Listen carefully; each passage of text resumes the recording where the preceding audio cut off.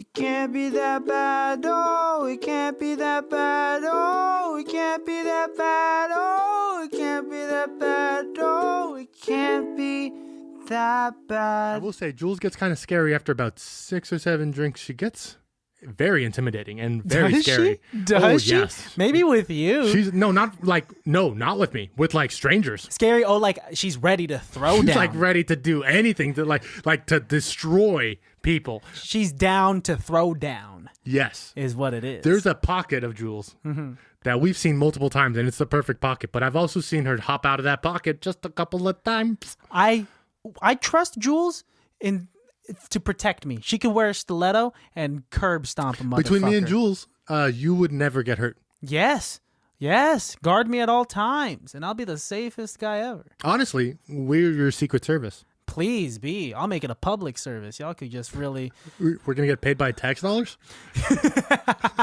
Is that what you're saying? Welcome. Hey, my name is Alejandro. And my name is Christian. And we are here at ICBTB Podcast, also known as... It Can't Be That Bad. This is episode 6428. Is that right? Yep, we've been doing this for 38 years straight. And this is coming from the future. The date today is June 7th. 2029. Yes, and if you've missed out on what's happened in the past few decades, they added extra days to every single month. That's right. 29 or 30 days to the month of February, 31 days in the month of June. Yes, there's also 42 days in September, and Christmas has moved to the 30th, but New Year's Eve is now the 38th. Yes, so you missed out on a lot, but that's why you're stopping by here at ICBTB. But you know what? This probably is nonsensical to you. It will make sense in a couple years. Mm-hmm. Mark our words, please. Yeah, welcome to the most educational podcast that exists on all streaming platforms. Baddies, while you're here, welcome back. And if you're new, welcome, new baddies. Be sure to hit the like and subscribe button wherever the fuck you're watching this. If it's YouTube, if it's Apple Podcasts, follow us on Spotify. Or in our year, I think the most streamed website is La Carada. Yeah, LaCarada.com. Yeah. So all of our followers on La Carada, give us a 2 squids and hit us with that follow into the bathrooms button. Follow into the bathrooms button? I'm sorry, bro. I was with you up until that moment. I gotta lose you at one point. But welcome, y'all. It's our Thursday episode. We watched a fantastic movie that critics don't fucking like. I don't understand why. I love this movie. This movie is a staple in my house. Me and my brother have watched this film 1,006 times. Classic for both of the main actors. Just like the epitome of what they do best. It is my first time watching this, and I love both actors for different reasons outside of this movie. For different movies, and I loved this film. It's a good rom-com, and Hugh Grant is perfect without being too cheesy. He's charming without saying anything too cliche because everything he's saying is so witty. He has all of the end-all be-all lines. Yes, which could only come in a script. Yeah, I will say. Rewatching this movie now, 2 things struck me. 1, I did not realize how much of this movie I remember until I started watching it because I clearly remember every single frame of this film. And 2, I should have edited this film. I could have made it a cool 1 hour and 20 minutes. Because it's a tad bit too long for a rom-com. Hour 48? The spacing's a bit off. We discussed this because I've just finished Sid Field's book on script writing. Plot point 1 comes very early, and then act 2 is very long, and the resolution is very short. Yeah. Difficult script writing tactic, but you know what? Great acting, and that's what makes it sell. Good chemistry between the two. Very funny. Good side lines. Like, after a scene happens and they play some B-roll and they still have dialogue playing in the B-roll. Them walking away that they recorded later. Yeah, and it's so fucking funny. A lot of funny side characters. Should we keep edging the baddies or should we say the name of the movie? I don't know. Not everyone likes edging. You like edging. Hey man, it's 2021. I could be into whatever the fuck I want. We finally got one through your kicks. I've never done the edging. Can you invite me? I've never done it. I mean to myself. I guess. Yeah. Have you ever Baddies, if you don't know what edging is, look it up and you'll thank me later or you'll hate me now. I've never tried it. Maybe it's something. Is it worth trying? Yeah, just like getting it's always being at the precipice. It's always getting. When you say that word, you know you got me. Yeah, but before the night ends, you got to finish, or else it could be blue ball, dude. And that's what you hate. The blue hate balls, the blue dude. balls. Yeah, dude. That is like a Christian flag in the ground. I don't know if that's what the gesture means. That's finishing the job, dude. No one puts a flag in the ground for blue balls. No one's into blue balls. There has to be someone that's into it. Is something vibrate? Oh, your phone's vibrating. That's my phone and it's on the table. It's okay. Yeah, put it down here.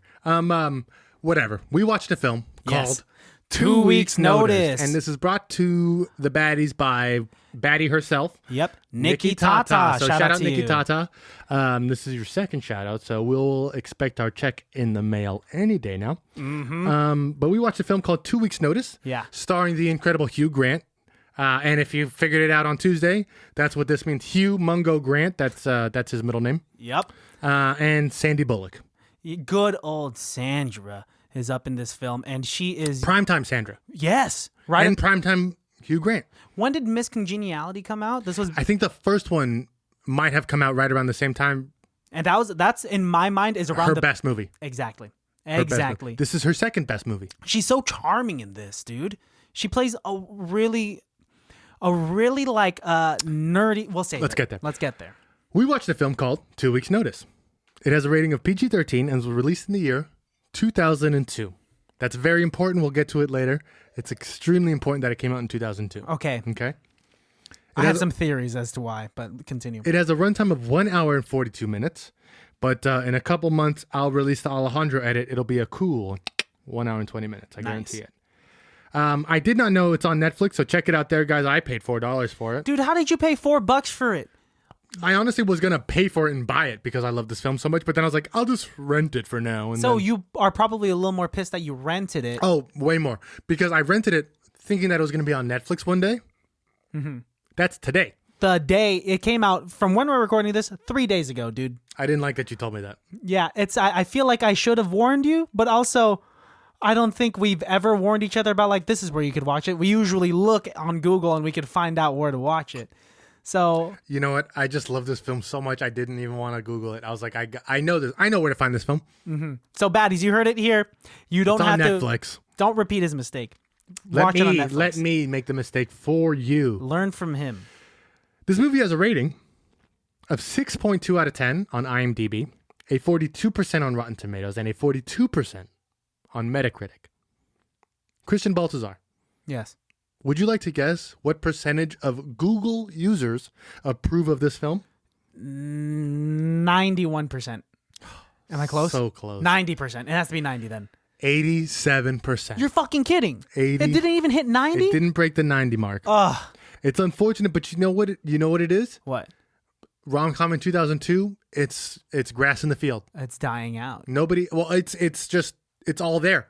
Everything's coming out in 2000. Every rom-com from 2000 to 2009, rom-coms were all you got. Oh, I guess. But this should have been one of the better ones in comparison to... Because we've seen some cheesy ones, and we've reviewed some cheesy-ass rom-coms, which we're not really against, but this had a perfect balance. It did. And this movie also had some actors that have shown up in ICBTB in the past. Yeah. Yeah? Which one? We've done the Sandra Bullock one. Oh, she doesn't count. There's another. She doesn't count? There's another one that I saw immediately. Is it the redhead? No. Is it Norman, Sandra Bullock's assistant? Maybe, but no, that's not the one I'm thinking about. Okay, just hit me with it. The driver of the RV. Oh, I've seen him. I've seen him somewhere. Who is that? He's the dad from She's Out of My League. That's what it is. He was watching American Ninja Warrior. That's who that was. Okay, cool. Jay's dad. Interesting. I knew I'd seen him somewhere. Synopsis coming at you. Right at you. Dedicated environmental lawyer Lucy Kelson goes to work for billionaire, that's with a B, George Wade, as part of a deal to preserve a community center. Indecisive and weak-willed George grows dependent on Lucy's guidance on everything from legal matters to clothing. Exasperated, Lucy gives her notice and picks Harvard graduate June Carter as her replacement. As Lucy's time at the firm nears an end, she grows jealous of June and has second thoughts about leaving George. I love it. Directed by Mark Lawrence, written by Mark Lawrence, produced by Sandy Bullock. Yep. It's got Hugh Mungo Grant, Sandy Bullock, Alice Witt, Heather Burns. It's got some great actors in there and side character actors who show up multiple times in multiple other Hugh Grant films. Really? Howard shows up in music and lyrics.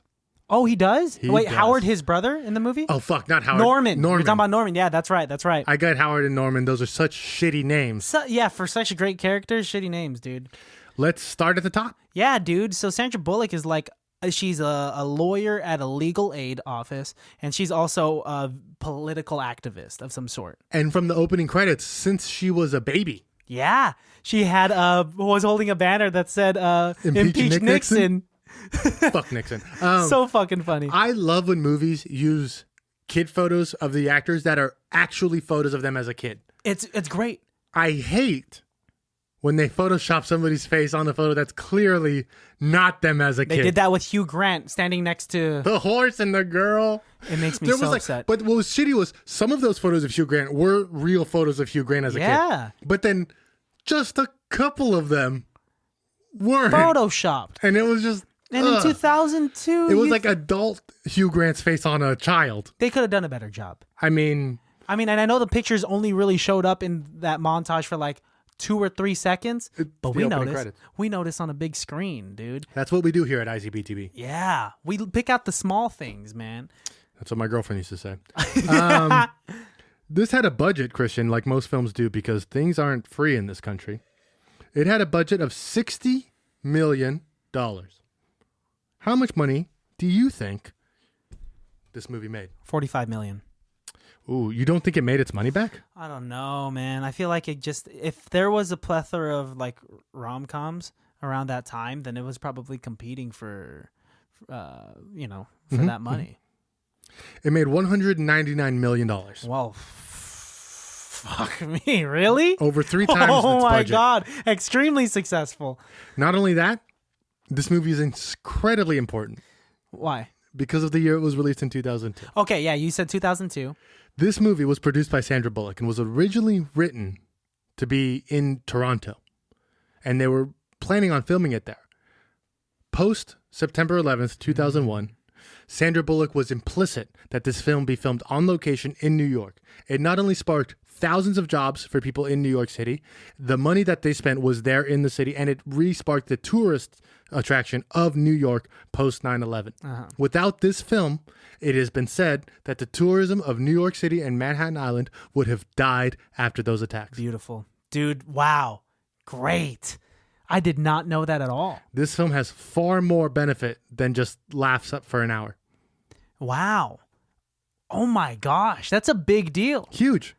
Means incredible. I love Sandra Bullock. I love her even more now for it. And she was a producer on this film. Yes. And it was purposefully moved there for such a great cause. She made big choices for big reasons. It had big ramifications. Man, not only was she an activist in the film, but she was like really trying to better the world by doing this. Well, New York at least. Yeah, I mean, which was a big deal at that time. The film opens with Sandra Bullock defending a theater that she doesn't want torn down. Yeah. And what I think is the funniest part about that scene is those 2 people who are with her that never come back again. Once. They come back once. Do they? Later on? 2 times, dude. So those are 2 of her friends, right? Yes, I don't know whatever their names are, but they do. That's who she's talking to later. Yeah, dude. Fuck. Yeah, so I've seen this movie a million times. I never saw that. Really? I thought that was like her sister or something. I mean, it doesn't really help that they have very nondescript faces. Exactly. They could be whoever the hell, right? And so as they're laying down in front of the theater on their yoga mats I wish I would have seen the husband at least one more time. That would have explained it to me. His face was so The fact that I never nondescript, saw the husband ever again was like, oh, I don't even know who the woman is. But yeah, the husband proposed to his wife right there as they were laying down in the first scene. Right as the wrecking ball's about to destroy the... Yeah. And we learn everything about Sandra Bullock in that scene because she gets arrested for an illegal protest because unfortunately they have a permit to tear down that building. Mm-hmm. Her parents bail her out and they're like, hey, we bailed you out again. Like, this is what we do. And she's a lawyer from Harvard. And so you could really tell that she has some good heart, probably getting paid very shitty. Well, I was gonna say legally you're not there for the money at legal aid. Mm-hmm. And her parents are very smart legal minds as well, but righteous as well. Yes. Her father was worked with Martin Luther King, is what she said. Her mother was a professor of law. So, like, these are people who really want to make the world better. On the flip side of that, we are also introduced to Hugh Mungo Grant. Yeah. And he is living the life, yet also somehow the face of a company. You would think somebody who is that of a philanderer. He's a real estate mogul. Mogul. I said that wrong. He's a mogul. He's a real estate muggle, which is quite the opposite of what he is. And he is on like Time magazine or People magazine. Forbes, People, Time. Yeah, on everything. A billionaire making big decisions for all of these big buildings in New York, right? But he doesn't actually like making the decisions. No. He has what's her official title? I thought it was attorney, right? I thought it was chief operating officer, but she's not the COO. No, I think literally just his attorney that he uses. No, she becomes the attorney later. She's like the. They say it's like CO. It's something. They give her a title, and then when he's like, because the whole thing that Hugh Grant's an asshole, makes a lot of money. He constantly bangs his decision maker, his lawyers, his attorneys. Over. It's ruining the business. So his older brother, who is the majority stakeholder, tells him he has to get somebody who's actually a lawyer, somebody from like Harvard or Yale or something. So Hugh Grant goes through the motions and interviews some bimbos and finds one that he really likes. And unbeknownst to him, he's confronted by the number one activist against his company. Just runs into her and says, "Hi, I'm a lawyer." Runs into Lucy, and she's here to tell him why he shouldn't tear down the community center on Coney Island. And she's given her points. She's saying, he's like, are you a lawyer? And she goes, yeah, I went to Harvard. Look, if we tear down this community center, people aren't going to have their Lamaze classes. Kids aren't going to get to do karate. People aren't going to learn how to do CPR. And he's like, do you have a job? Where do you work? And she's like, I work at legal aid. And he's like, we must not make a lot of money. She's like, it's not about the money. And he goes, he can't even understand somebody having a job without money. He's so disconnected from the common people. Yeah. That money is so dispensable and his lifestyle is such a norm. So insanely indispensable to him. Like, it's really it's definitely pre-recession, his money, right? The way that he was living is very high on the hog, so to speak. Oh, yeah. He owned the hotel and lived in the hotel that he owned. And was able to buy rooms in that hotel for his workers. Yep, has his own helicopter and all that stuff. Has celebrity connections, and we'll mention one of the celebrities that he runs into later. He has an official title now. Say it. I don't want to say it. You have to. One of the presidents of the U.S. of A.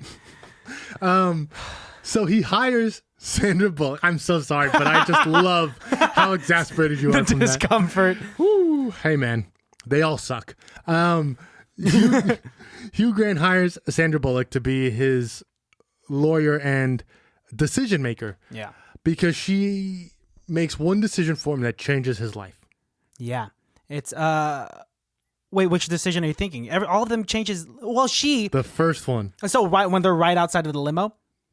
No, that's a good point. Okay, because that's what I was thinking. When she writes his speech for him, essentially. Yeah. That's not a decision. She's not making a decision for him. Okay. The decision she makes is between the two envelopes. Oh, that was such a good one. Such a great reasoning, too. Yeah, so Hugh Grant is in his building, and it's her first day on the job, and is holding up two different envelopes that he's trying to decide on what to use. And on day one of her job, she's approaching Hugh Grant and being like, we need to save the community center. Yeah. Yes, she's trying to do the thing that she wanted the job for, right? Of course. She was given the power. He promised her, like, okay, like if you take this job, I'll save the community center. Boom, and she's in, even though working for him is everything she's against. But then with the two envelopes, he's so impressed because he's asked 30 people. So he goes, which one do you like more? And she goes, they look exactly the same. And he goes, no. This one has a gloss finish, and this one has a satin finish. Yeah. The most subtle differences. And so she doesn't know. She's looking real close, and she grabs each envelope. And she licks one. She goes, and she takes the one. She goes, oh, gross. That one tastes better. Do that one. And Hugh Grant's looking at him. He goes, I've asked 30 people that question. Nobody's given me that answer. I love the fact that she takes which you don't expect to make her decision. You learn so much about her character in those moments. And you learn so much about his character in those moments. What this movie did really well is that you slowly see them become attracted to each other. Usually in rom-coms, there's like some 5-minute montage. They touch hands and they look at each other for very long, but it's not until like 45 minutes in that they have their first romantic moment. No, in fact, the montage scene that we see in this rom-com is them working together, is her doing her job. Which is so beautiful. What I love about this movie a lot is that in his position of power, even though he abused it with the supposed other girls that worked for him before and he would have sex with them and whatnot, he, for more than half of the movie, does not even try to make a pass at Sandra Bullock. No, in fact, the very opposite. Yes. She's annoyed of him and he's... annoyed of her. In a way, he was like a lost, sad puppy that needed her for every single decision. And it was both very charming and adorable of Hugh Grant to just like to be this bigwig, but completely depend on this girl. I kind of think this is the most realistic character Hugh Grant has ever played. It's great. I think this is honestly just Hugh Grant. I wish this was him. I do think I 100% think this is him not acting at all. This must have been the easiest movie for him to act in. He did say this was his favorite movie to act in, though. Why? Because he liked working with Sandy Bullock. And you can see it on screen, dude. It's so good. And 2002 is perfect prime time for both of them. Yeah. Like, Hugh Grant and Sandra Bullock were not so big and so famous for what they do because this movie is what they do best. Mm-hmm. It was a good rom-com. And written so well. Their characters written so well. The storyline, even though it had some flaws, altogether really fucking good. It's great. I mean, one of the scenes that I always remember from the beginning of time is when Hugh Grant calls her in the middle of the wedding. Mm-hmm. And he texts her. In 2002, texting is very rare. Yeah. He texts her and says, emergency. And they had, you don't see it in the scene, but they had an agreement that if you're going to text me an emergency, it's for these 3 reasons. And do you remember them? Massive blood loss. Is it injury? I can't remember. It might be injury or death. And then the third one was death. Yeah. And none of those were the case. So she leaves. She's the maid of honor to her friend that's getting married. She dips out nonchalant. That's the friend from the beginning. That's what I'm telling you, dude. Yeah, that's the same girl. I am so upset with myself. I've watched this film so many times. I never understood that part. Yeah, man. You said 1,006 times and you did not realize that was that girl from the beginning? Yeah. And so I thought those people never come back. Nope. That was going to be one of my big points of like, weird how her friends never come back. And like immediately you're like, oh no, they come back 6 times. And I'm like, fuck, they 2 do. or 3 times. Because dude. I can play this movie in my head. And they totally do. She even complains about her husband later on in the movie. Yeah, yells at her husband from like the... He does show up again. Yes. I thought that was so weird that the guy in the room yells out the window. Fuck. Yes, dude. The writers were smart with this. They're like, we're going to plant these characters here to bring them back later. I'm so upset with myself. Having seen this a bunch of times while you were young, maybe that's what it is. When you watch this when you're young, your facial recognition is not as good or as honed as it is now. And since you would just watch this after so many years, you're not really paying attention to these details that you think you already know. And now that I'm rewatching them, I'm like watching every frame and every second and being like, I like those blue curtains to signify his depression. You're thinking about the color symbolism. This is not Return of the Jedi, because where Luke Skywalker, now that he's wearing black with a green lightsaber, he's on the fucking border of becoming a dark Jedi. This is 2 weeks' notice, a Sandy Bullock rom-com, where I'm pretty sure they're not really thinking about the color symbolism at all, as opposed to their cute chemistry. I know you're reading a lot of screenwriting books. They're focused more on like, how do we make this sell? And I'm over here like, the writing is impeccable. It's so good. Who did the costumes? The color of her dress in scene 4, frame 46. I tracked down the makeup artist just to ask a couple questions about her natural look. So the way you did her lashes, that was representative of her depression after she broke up with... Because her eyelashes went down. Yo, dude, what's up with her boyfriend that doesn't exist? Do you know who plays her boyfriend? Her boyfriend doesn't show up. Oh, the voice? The voice is actually an actor that is a fairly recognizable actor if you saw his face. Who is it? I don't know his name, but I'll show you his picture. He's one of those guys. He was like in like one of those white collar shows or Suits or something like that. He's got that face that you'd see and be like, oh, I've seen this guy before. That's so random. Just his voice. Just for the voice, you would get just like someone, whoever the hell, right? I think he was someone, whoever the hell at the time. At the time. Okay. Well, that guy was an asshole. He was like a marine biologist that was always away on vacation and was always like, honey, I gotta go. He's not away on vacation. He's training people to be the marine biologist. Right. That's what it is. And he's for like, he works for the Peace Corps. Yeah. And he wants her to come with her. He loves her so much that he wants her to come and experience this with him. And she says, no. I'm afraid of boats. Yes. And this is where Hugh Grant comes in. Oh, you're afraid of boats. You can't be afraid of all boats. Brings her on a yacht. All boats? He's like, Hugh Grant has some of the best lines. In fact, I have one of the tabs I have open is IMDb's quotes, and they're all Hugh Grant quotes. I wonder how many of those quotes were written for him as opposed to... All of it. No, do you think he ad-libbed? Nope. You don't think he ad-libbed any of those? You know, Hugh Grant is not known for his ad-libs. Oh, so he's a by-the-book actor. He's known for his characters. Man, everyone's on the spectrum in terms of their sexuality. Of autism? And I think, that's a spectrum as well. I'm talking about the sexuality spectrum. And, Wow. I'm somewhere on like the straight and gay spectrum. And I lean toward heterosexuality because I'm straight. But after watching this movie and seeing Hugh Grant throw those lines at Sandy Bullock or whoever the hell he's talking to, kind of leaned a few more toward the gay spectrum, not going to lie. Because this man is that charming. I just put those lines in my back pocket to use for myself. Oh. You Instead think anyone's going to... attracted to Hugh Grant, I'm just going to save those lines until the opportunity when I get to use them. I mean, in all honesty, really what I said is a joke. But also, no, it's not. In all honesty, I know, I get it, but that's how we see. That's how we see cool guys in movies. Hell yeah! You see him as like, wow, no wonder women like him. He's awesome, and I see him as like, how do I be that guy? Oh yeah, we are different in that aspect. I mean, because his best line is when she's like, I hate everybody. He's like, that's impossible.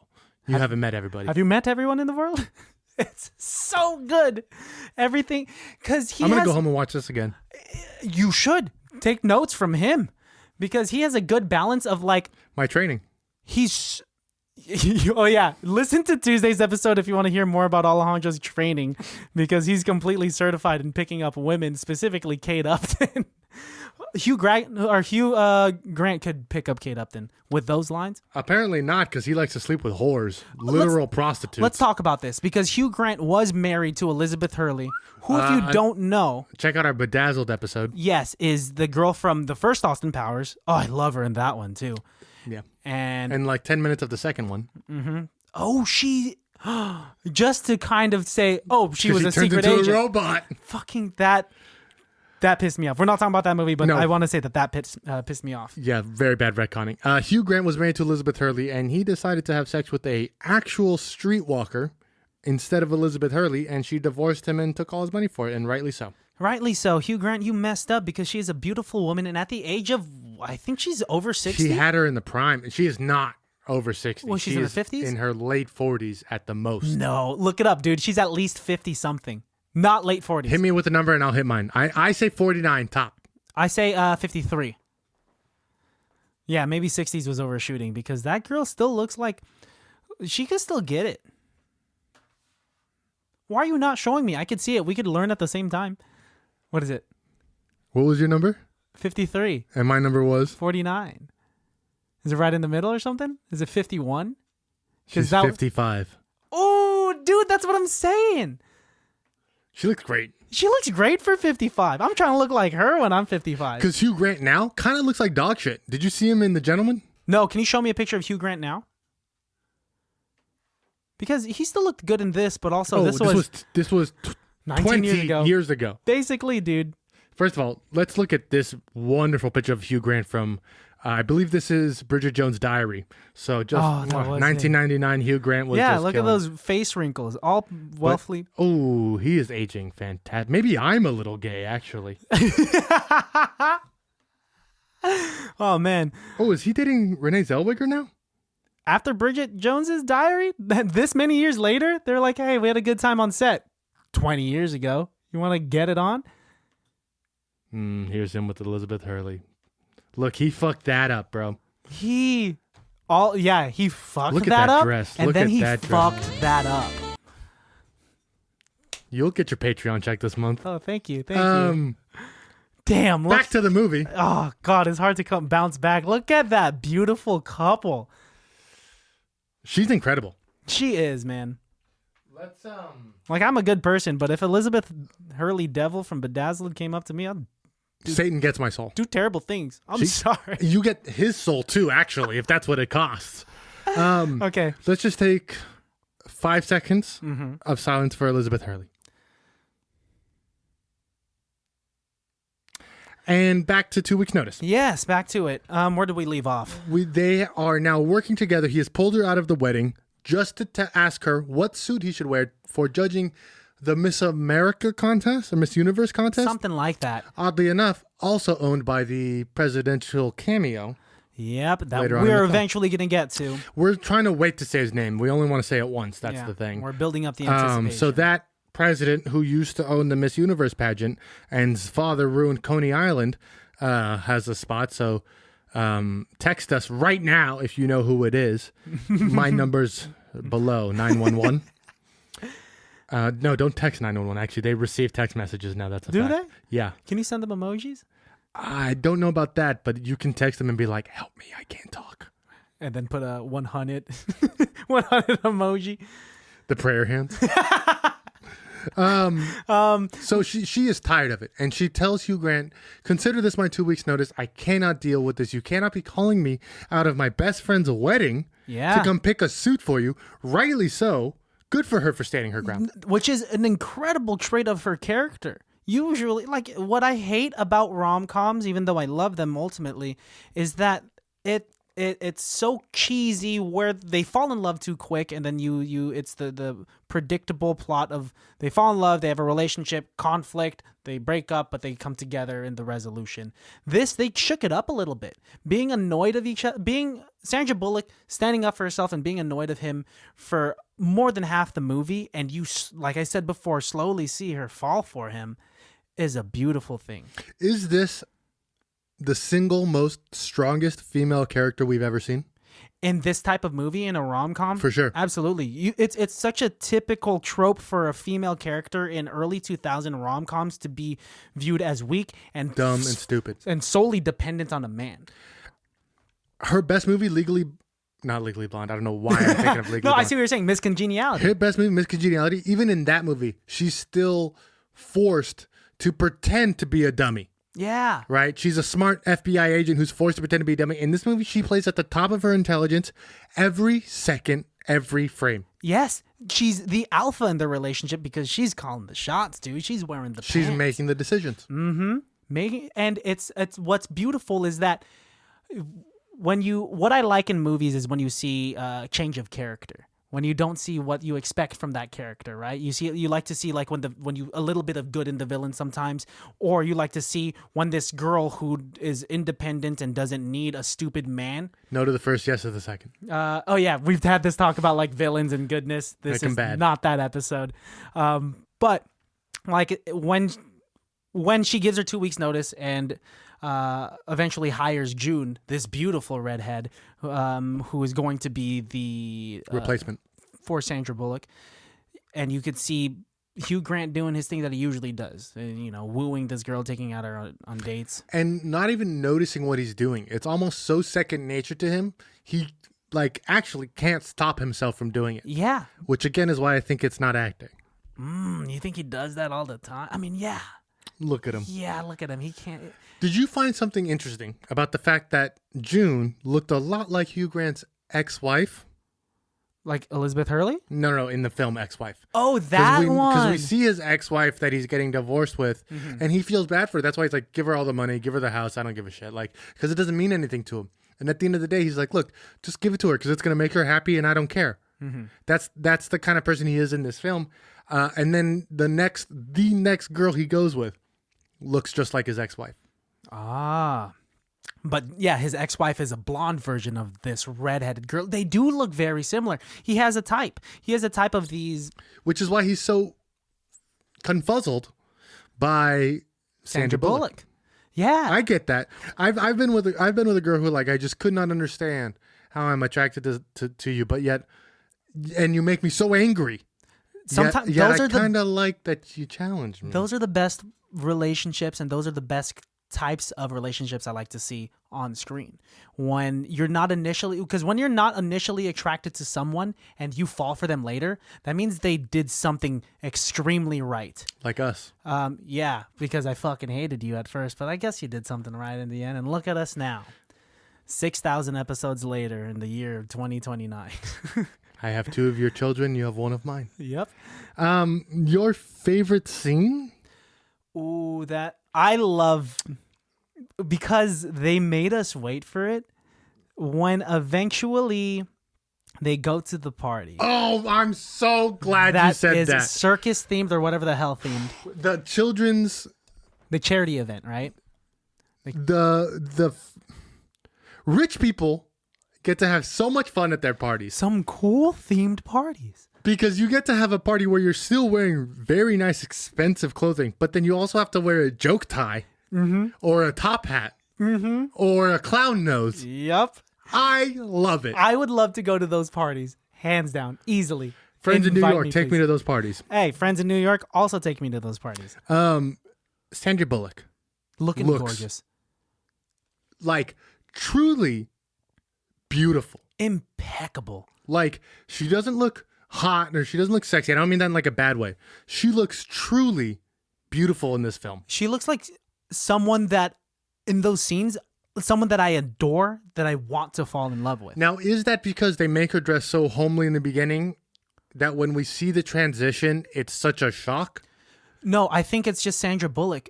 In my mind, Sandra Bullock has always been this beautiful actress to me that I've never been like, that I never thought of as sexy at first or hot at first, but she's always cute and pretty and just I don't smart. think of her as sexy. I wouldn't want to see Sandra Bullock on the cover of Sports Illustrated. Yes. I would like say cover it up. Like I want to. But I'd want to marry Sandy Bullock. Exactly. If it was like a fuck, marry, kill type of thing and it was Sandra Bullock. Marry for sure. Everyone else will get fucked and killed, right? That sounds really bad, but you know what I mean. That was the most intense thing you have ever said in your life. If I wasn't wearing sunglasses, you would see how wide my eyes are. Because you literally just said marry Sandra Bullock and fucking kill everybody else. I know. I imagine you kill the women and fuck the men. No, dude. No, you kill the adults and fuck the children. Oh my god, no, dude. No, you kill the humans and fuck the animals? What is going on? I'm just trying to figure out what you meant by that. I meant pit any other actresses that are of age, not animals, and like, you know, okay with being in this game. Pick anybody of age and not animals is the single best line you've ever said on this podcast. I'm just saving myself. I fucking love the fact that I've painted you in such a shitty corner that you have to quantify of like, of the right age and not an animal. Dude, I know how to defend myself. Lawyered. Lawyered, man. I don't even need a lawyer. I represent myself, motherfucker. But if Sandy Bullock wanted to be a lawyer. Dude, yes, I'll marry her after we were not professionally seeing each other.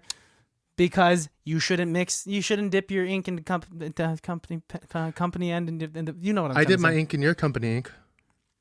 I did my pen in your company ink. Because we have the same mixing company. Business and pleasure. Yeah, I mean, yeah, I guess so. It scares me a lot. Does it? Because my manic depression makes me think you hate me sometimes, and actually you're just at work and can't text me back right away. I love you, dude. I know. You know I'm a bad texter already. Ooh. I always eventually text you back. Hey, the manic part is the part that I'm talking. That's what manic means. Yes, but like pendulum. Words of affirmation. You have told me that you like words of affirmation. This is me reaffirming you that like, hey, man. I'll replay this over and over again. As you go to sleep, Christian's not This is my new meditation.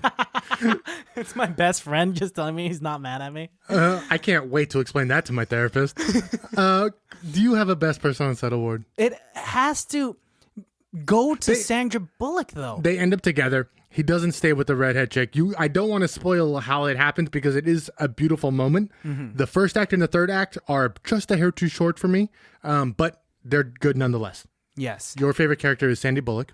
Yeah, for her character, for her acting, for her being a producer on this film, and for her having helped move this to New York after 9/11, man. She is exactly my best person to the word for those very reasons. Exactly. She is. Women in America are not given enough credit for the things that they do. And when they're given the credit for the things that they do, it's not enough. Someone like Sandra Bullock is constantly only remembered for one thing, her divorce with Jesse James. And it's such a disgusting, despicable thing that we don't respect her for her producer, acting, and directing, or not, her producing, acting, and contribution to the cinematic world. Yeah. She saved New York City. She helped make the rom-com business great. She started in Speed. She started as just the bimbo girl on the side, but created her own character, her own niche, and her own crevice of acting and actresses that is a staple in cinema.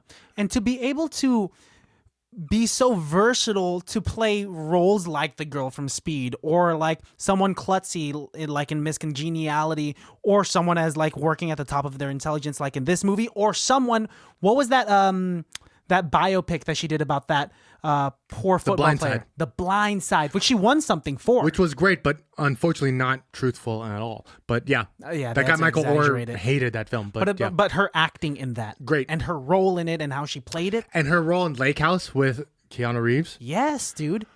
She could play so many things, and she does. She is, even though she is praised and glorified, she's still, in my opinion, underrated. While you were sleeping. Oh, come on. Which is something we're going to have to do. Really? Dude. That one is... I know you don't like to feel tough stuff. Also, man. Lake House. Lake House is a tough one, too. You ever seen Lake House? Back then. I don't remember it. You remember the premise of it?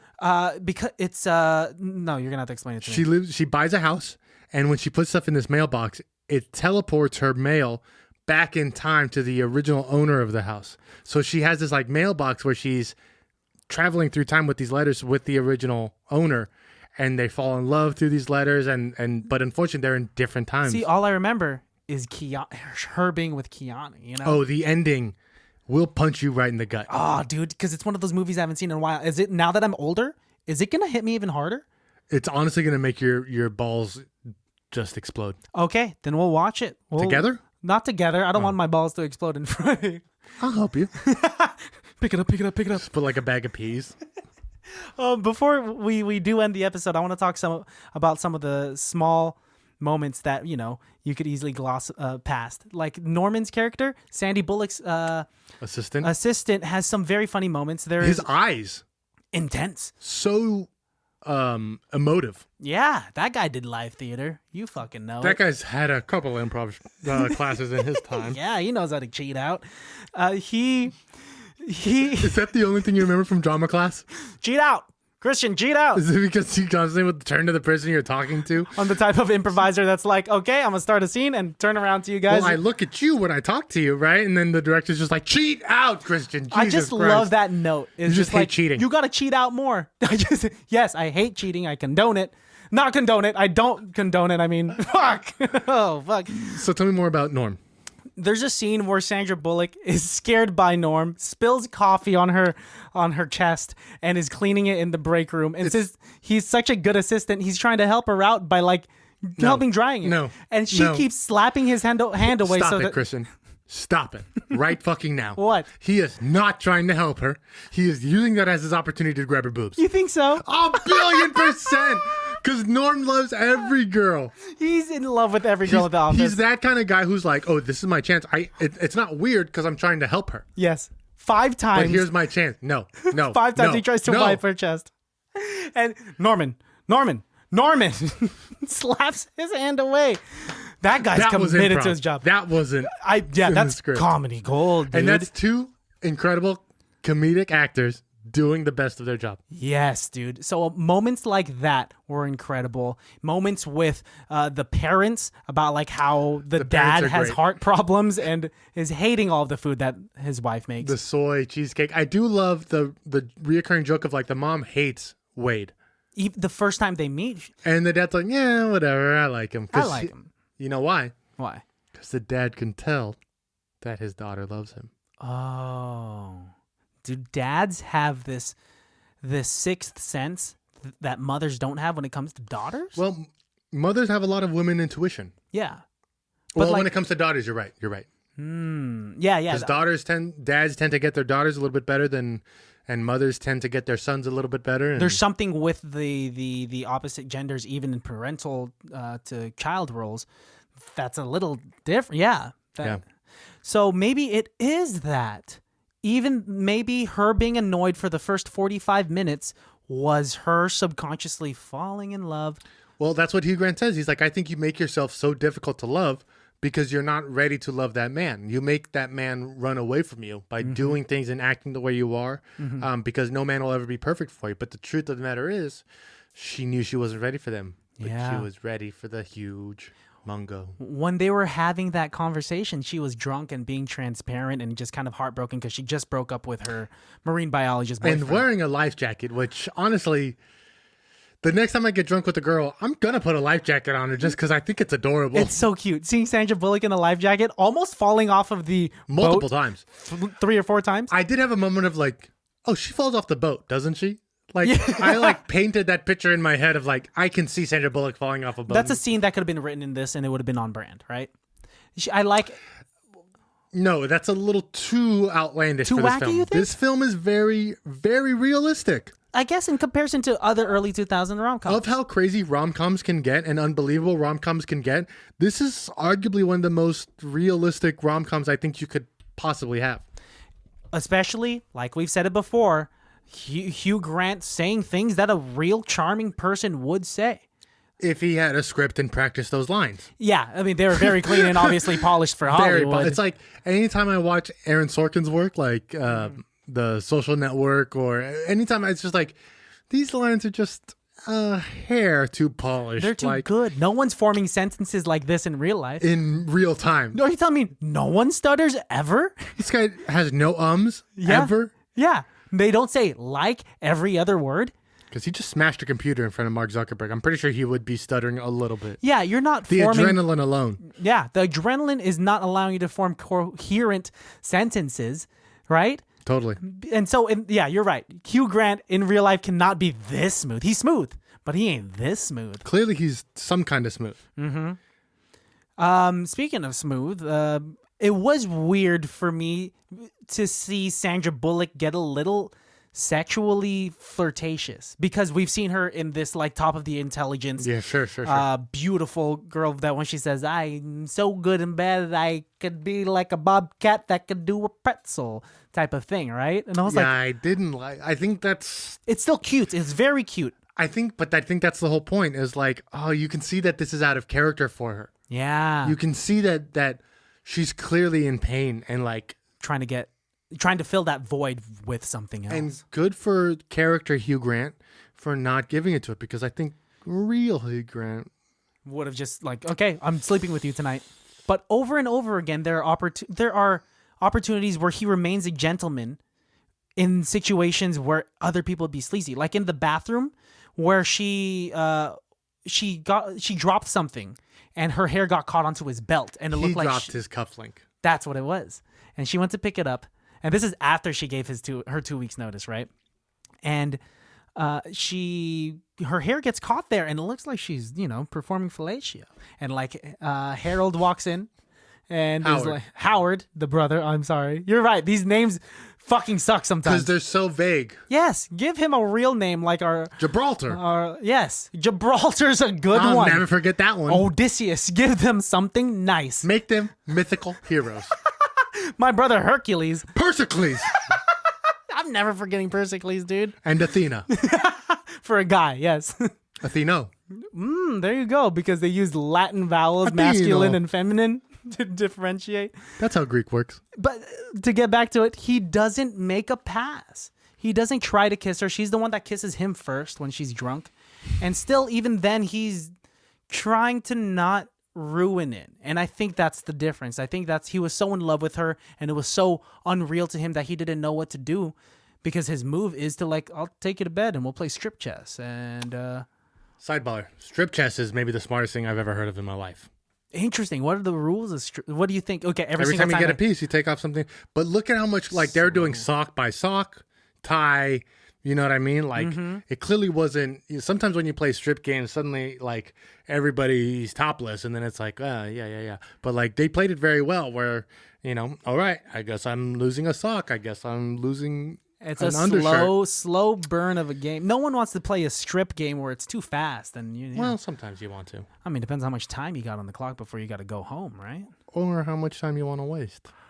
Oh, I guess so. I don't know. I'm always a fan of the slow burn. Like, You enjoyed the foreplay. Yeah. Oh, foreplay all the way, man. You can't just go straight to it. What do you mean? You can't just that's like, it's fitting too big of a train into too small of a tunnel. Yeah, but you can hope that it's raining and then it just gets right in. Because rain lubricates the tunnel. Yeah. No, but you have to. When I'm approaching the tunnel, I'm going to make sure it's pouring rain. Yeah. How do you get the rain, though? You got to do a rain dance. It's me. It's me. Just me causes the rain. Okay, so have you seen me? You're not a man of foreplay? You're just like, let's just get straight into it. My face is foreplay. Man, that's the cockiest thing I've ever heard you say. I didn't actually like saying that. Yeah, you walk into a room and a girl just feels waterfalls? I walk in a room and that's why I wear galoshes. You wear what? Galoshes. What's a galosh? It's the big rubber boots you wear in rain. I don't...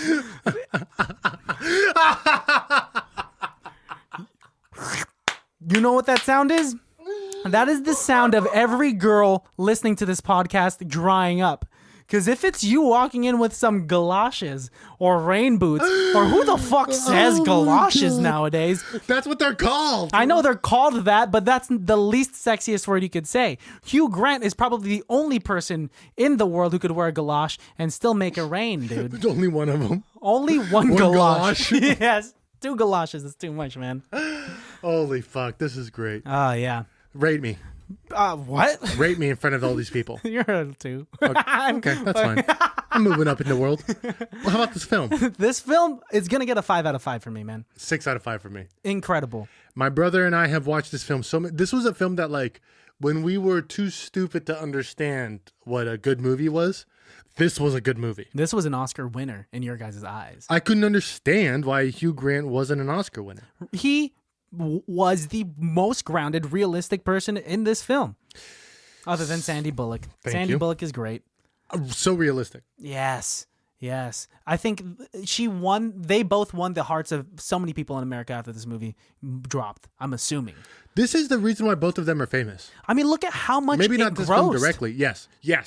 I mean, making 3 times your budget is clearly a success. Yeah. But this is the movie that, like, when they did their big movie, when she did Miss Congeniality and when he went on to do Whores, that's when we, like, realized that they can do big stuff because of something like this. Yeah. Has he been in anything recently? He was in The Gentleman.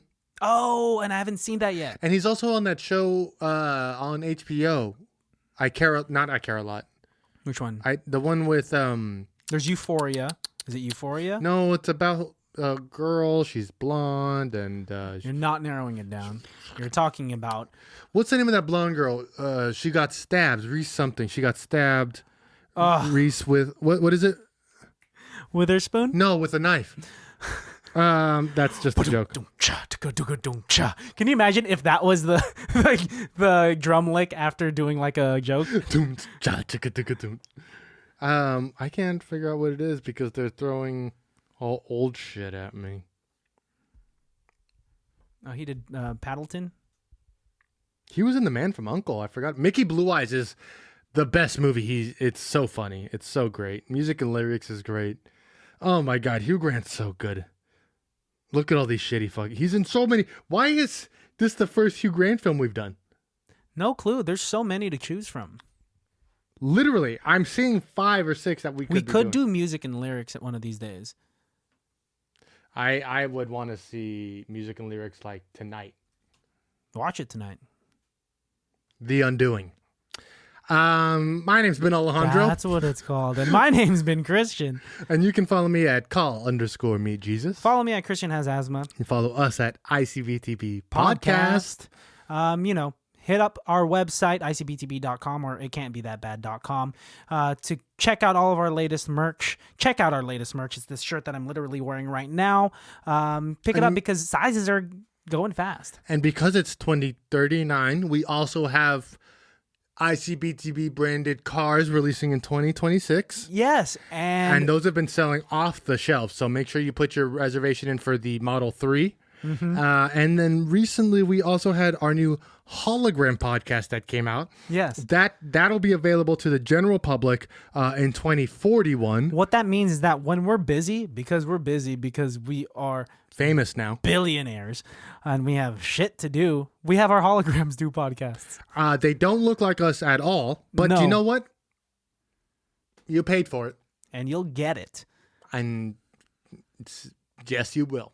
You know where to find us, and you know what to do. Hit that subscribe, like, follow button. Hit those 5 stars, whore. Mm-hmm. And Hugh Grant, don't ever cheat on Elizabeth Hurley ever again. He's not going to get a chance to do it again. Yeah, because after that, you must learn. You must learn from that big of a mistake. All right. Bye. Roxanne.